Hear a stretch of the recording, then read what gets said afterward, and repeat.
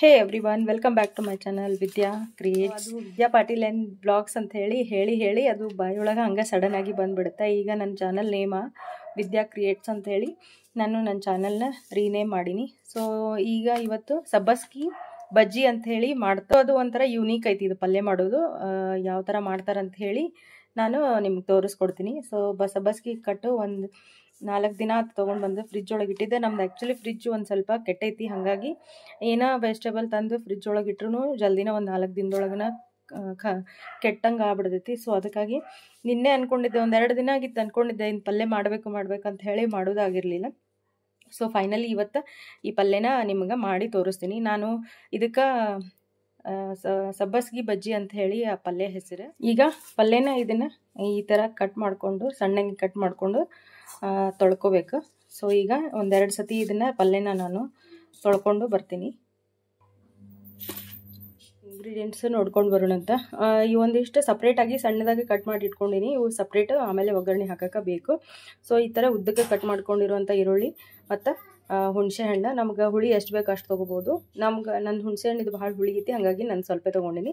ಒಂದು ಬೆಳ್ಳುಳ್ಳಿ ತೊಗೊಂಡಿನಿ, ಆಮೇಲೆ ಒಂದು 3-4 ಗೋಡಂಬಿ ತೊಗೊಂಡಿನಿ. ಆ್ಯಕ್ಚುಲಿ ಗೋಡಂಬಿ ಜಾಸ್ತಿ ಹಾಕಿದ್ರೆ ಚಲೋ ಆಗುತ್ತೆ, ಬಟ್ ನನ್ನ ಕಡೆ ಗೋಡಂಬಿ ಸ್ವಲ್ಪ ಇದ್ವು, ಹಾಗಾಗಿ ಅವನ್ನ 3 ತೊಗೊಂಡೆ ನಾನು. ಸೊ ಈಗ ಇದನ್ನು ಹೆಂಗೆ ಮಾಡೋದು ಅಂತ ಹೇಳಿ ನೋಡ್ಕೊಂಡು ಬರೋಣ. ಅದಕ್ಕೊಂದು ಸ್ವಲ್ಪ ಎಣ್ಣೆನ ಹಾಕಬೇಕು. ಎಣ್ಣೆ ಬಿಸಿ ಆದಮೇಲೆ ಈ ಉದ್ದುದ್ದಕ್ಕೆ ಕಟ್ ಮಾಡ್ಕೊಂಡು ಇಟ್ಕೊಂಡಿಲ್ಲ ಈ ಈರುಳ್ಳಿನ ಹಾಕ್ತೀನಿ. ಇದನ್ನ ಒಂದು ಸ್ವಲ್ಪ ಫ್ರೈ ಮಾಡಬೇಕು. ಹಾಗೆ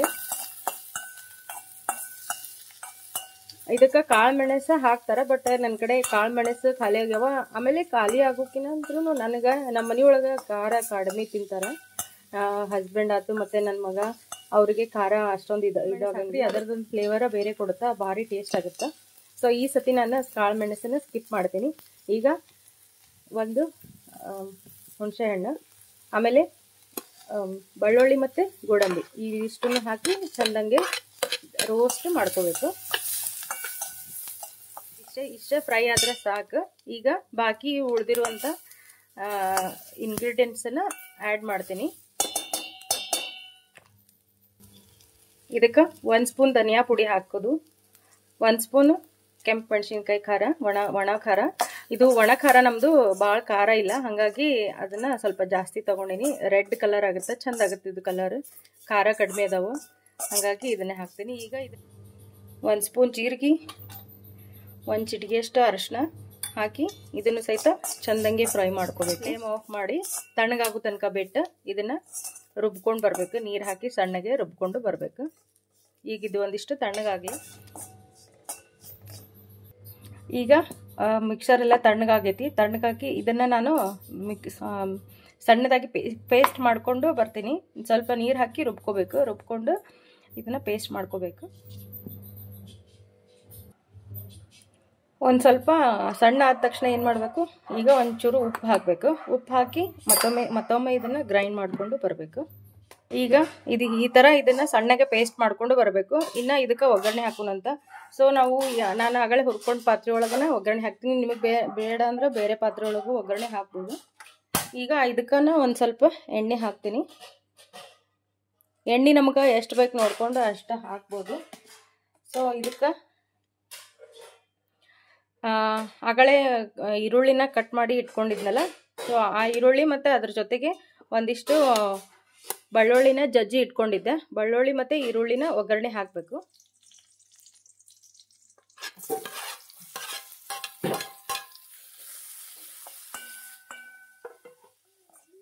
ಇದನ್ನ ತುಪ್ಪದೊಳಗೆ ಒಗ್ಗರಣೆ ಹಾಕಿದ್ರೂ ನಡೆಯುತ್ತೆ, ಅದು ತೀರಾ ಟೇಸ್ಟಿ ಆಗಿರುತ್ತೆ. ಇಲ್ಲ ಈ ಥರ ಎಣ್ಣೆಯೊಳಗೆ ಒಗ್ಗರಣೆ ಹಾಕಿದ್ರೂ ಚಲೋ ಆಗುತ್ತೆ. ನನಗೆ ತುಪ್ಪನೇ ಭಾಳ ಇಷ್ಟ ಆಗುತ್ತೆ, ತುಪ್ಪದೊಳಗನ ಹಾಕಿ ಮಾಡೋದು.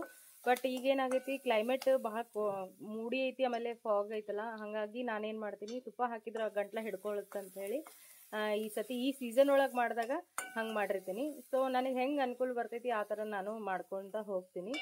ಈಗ ಎಣ್ಣೆ ಹಾಕಿ ಇದನ್ನು ಒಗ್ಗರಣೆ ಹಾಕಾತೀನಿ. ನಮ್ಮ ನಾರ್ತ್ ಕರ್ನಾಟಕ ಸೈಡ್ ಇದನ್ನು ಪಲ್ಯ ಮಾಡ್ತಾರೆ. ಸಂಕ್ರಮಣ ದಿನ ಅಂತೂ ಬಜ್ಜಿ ಪಲ್ಯ ಅಂತೇಳಿ ಎಲ್ಲ ಥರ ಪಲ್ಯನೂ ಮಿಕ್ಸ್ ಮಾಡಿ ಮಾಡ್ತಾರೆ. ಅದೊಂಥರ ಬೇರೆ ಪಲ್ಯ.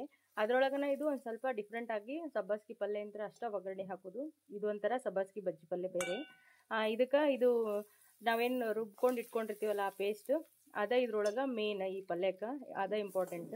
ಇನ್ನು ಕಾಳು ಮೆಣಸು ಎದಕ್ಕೆ ಹಾಕ್ತಾರಂದ್ರೆ ಬಾಣಂತಿಯರಿಗೆ ಪಲ್ಯ ಕೊಡ್ತಾರಲ್ಲ, ಹಾಗಾಗಿ ಕಾಳು ಮೆಣಸನ್ನ ಬಾಣಂತಿಯರಿಗೆ ತಿನ್ನಿಸ್ಬೇಕು ಅಂತ ಹೇಳಿ ಆ ಪಲ್ಯ ಒಳಗೆ ಹಾಕಿರ್ತಾರೆ. ಈಗ ಇದೊಂದಿಷ್ಟು ಈ ಥರ ಸ್ವಲ್ಪ ಫ್ರೈ ಆದ್ರೆ ಸಾಕು. ಈಗ ಆಗಲೇ ತೊಳೆದು ಇಟ್ಕೊಂಡಿರುವಂಥ ಸಬ್ಬಸ್ಗೆ ಪಲ್ಯನ ಇದಕ್ಕೆ ಹಾಕ್ತೀನಿ.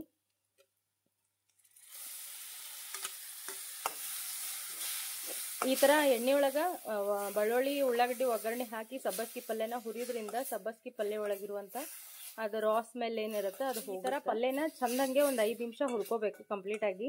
ಅದು ಫುಲ್ ಸ್ವಲ್ಪ ಆಗುತ್ತೆ ಪಲ್ಯ. ಎಷ್ಟೊಂದಿತ್ತಲ್ಲ ಈಗ ನೋಡ್ರಿ ಕರಿಗಿ ಎಷ್ಟು ಆದ ಪಲ್ಯ.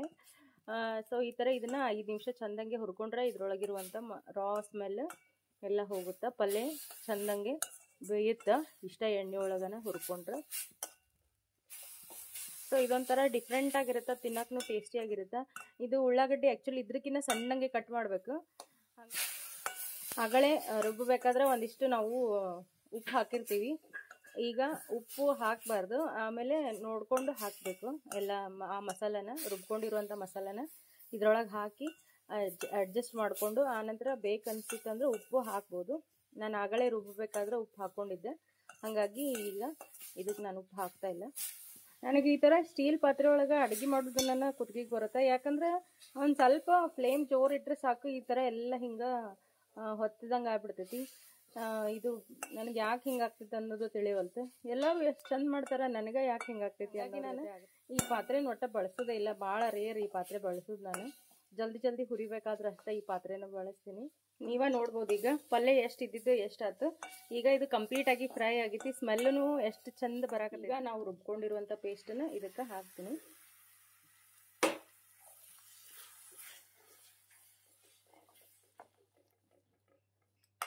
ಇದು ಒಂಥರ ಕಂಪ್ಲೀಟ್ಲಿ ಡಿಫ್ರೆಂಟ್ ಪಲ್ಯ ಅಂತಲೇ ಹೇಳ್ಬೋದು.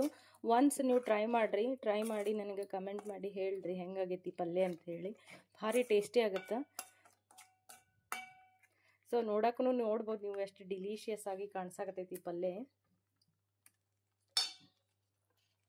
ನೋಡ್ಬೋದು ನೀವು ಎಷ್ಟು ಡಿಲೀಷಿಯಸ್ ಆಗಿ ಕಾಣತೈತಿ. ಟೇಸ್ಟ್ ವೈಸೂ ಹಂಗೆ ಇರುತ್ತೆ. ಒಂದ್ಸತಿ ನೀವು ಟ್ರೈ ಮಾಡಿರಿ, ನನಗೆ ಕಮೆಂಟ್ ಮಾಡಿ ಹೇಳ್ರಿ. ಸೊ ಇದು ನನ್ನದು ಪರ್ಸ್ನಲ್ ಪಲ್ಯ, ಭಾಳ ಇಷ್ಟಪಟ್ಟು ಮಾಡುವಂಥ ಪಲ್ಯ ಮತ್ತು ಭಾಳ ಇಷ್ಟಪಟ್ಟು ತಿನ್ನುವಂಥ ಪಲ್ಯನೂ ಕೂಡ ಇದು. ಯಾಕಂದ್ರೆ ಸಬ್ಬಸ್ಗೆ ಪಲ್ಯ ನನಗೆ ಭಾಳ ಇಷ್ಟ.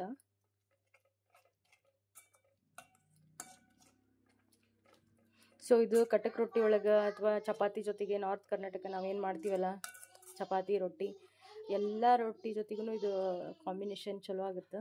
ಈಗ ಸ್ವಲ್ಪ ಟೇಸ್ಟ್ ನೋಡ್ತೀನಿ. ಎಲ್ಲ ಪರ್ಫೆಕ್ಟ್ ಆಗೈತಿ. ಏನು ಉಪ್ಪು ಬೇಡ, ಖಾರ ಬೇಡ, ಏನು ಬೇಡ, ಎಲ್ಲ ಪರ್ಫೆಕ್ಟ್ ಆಗೈತಿ. ಸೊ ಇದನ್ನು ಇನ್ನೊಂದು ಸ್ವಲ್ಪ ನೀರು ಹಾಕ್ತೀನಿ. ತಿಕ್ಕ ಭಾಳ ಆಗೈತಿ. ಸ್ವಲ್ಪ ನೀರು ಹಾಕಿ ಇದನ್ನು ಒಂದು 5 ನಿಮಿಷ ಮುಚ್ಚಿಟ್ಟು ಬೇಯಿಸ್ಕೊತೀನಿ. ಸೊ ದ್ಯಾಟ್ ಅದು ರಾ ಸ್ಮೆಲ್ ಏನಿರುತ್ತೆ ಹೋಗುತ್ತೆ. ಸೊ ಇದಿಷ್ಟು ನೀರು ಹಾಕಿ ಈಗ ಇದನ್ನು ಒಂದು 5 ನಿಮಿಷ ಮುಚ್ಚಿ ಕುದಿಸ್ಕೊತೀನಿ. ನೋಡ್ಬೋದು ನೀವೇ ಪಲ್ಯ ಎಷ್ಟು ಚಂದ ಕಾಣತೈತಿ, ಡಿಲಿಷಿಯಸ್ ಆಗಿ.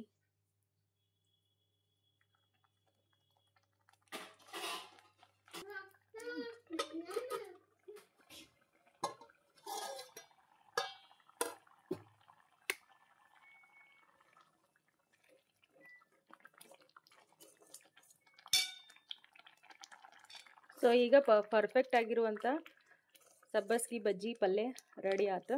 ಸೊ ನಿಮಗೆ ನಾನು ಮಾಡಿ ತೋರಿಸಿರುವಂಥ ಈ ಸಬ್ಬಸ್ಗಿ ಬಜ್ಜಿ ಪಲ್ಯ ನಿಮಗೆ ಹೆಂಗೆ ಅನ್ನಿಸ್ತು ನನಗೆ ಕಮೆಂಟ್ ಮಾಡಿ ಹೇಳ್ರಿ. Thank you so much friends.